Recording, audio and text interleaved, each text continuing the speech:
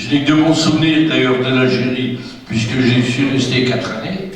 Donc j'ai vécu un certain nombre d'événements, notamment le coup d'État du colonel Boumediene en 1965.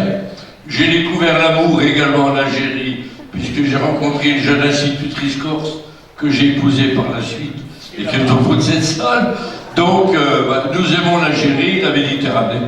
Ce reportage vous est proposé par Acto Consulting, entreprise spécialisée dans la transformation digitale en Europe de l'Ouest et en Afrique centrale. Nos services, conseil et intégration Customer Experience, conseil et mise en place de vos programmes de carte de fidélité, outsourcing informatique. Retrouvez-nous au 15 rue d'Aïol 75001 Paris sur www.acto-consulting.com, sur contact@acto-consulting.com et au 00337 83 98 7422. Acto Consulting.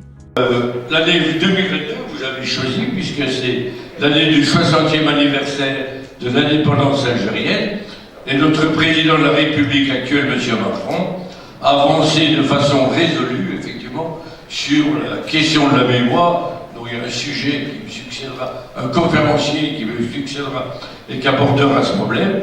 Je crois que M. Macron a commencé, avant sa présidence, à mettre, si je puis dire, les pieds dans le plat. Alors je commence par la fin, puis je reviendrai sur le général de Gaulle.